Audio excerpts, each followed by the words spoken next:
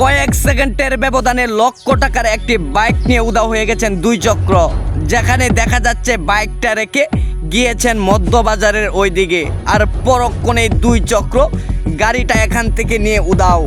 বিষয়টা একটু ভালোভাবে লক্ষ্য করে দেখুন, তাহলে বুঝতে পারবেন কয়েক সেকেন্ডের ব্যবধানে কিভাবে এখান থেকে বাইকটি নিয়ে উধাও হয়ে গেল।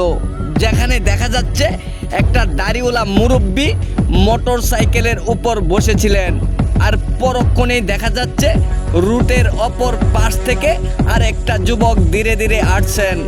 কি এমন ঘটনা ঘটছে, আর বিষয়টা একটু ভালোভাবে লক্ষ্য করে দেখুন কয়েক সেকেন্ডের ব্যবধানে কিভাবে এখান থেকে গাড়িটি নিয়ে উধাও হয়ে যায়।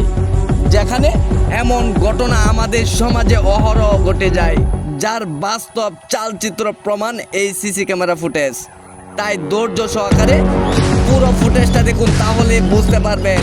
এখানে দেখা যাচ্ছে আর একটি যুবক চলে আসেন, তার বাইকটা মূলত রাস্তার মাঝামাঝি রেখেছিলেন, সেটা সাইড করে এখান থেকে চলে যায়।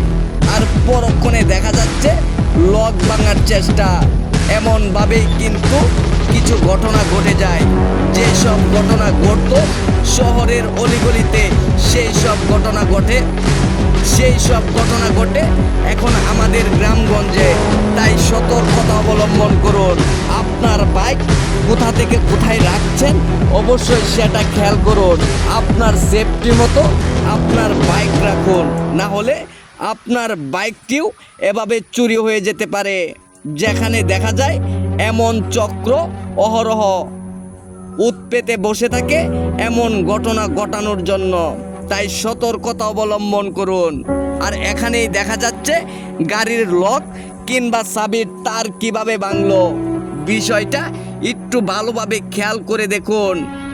আমাদের সমাজে অহরহ এমন ঘটনা ঘটছে, কিন্তু যেই সব ঘটনা ঘটতো শহরের অলিগলিতে, সেই সব ঘটনা এখন আমাদের গ্রামগঞ্জে চলে এসেছে।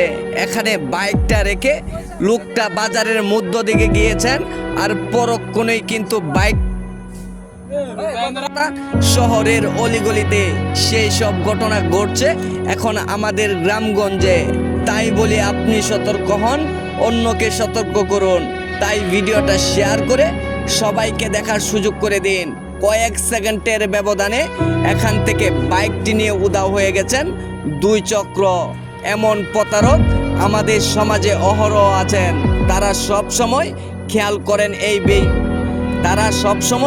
খেয়াল করেন এই বিষয়গুলা, না হলে উৎপেতে বসে থাকেন এমন ঘটনা ঘটানোর জন্য।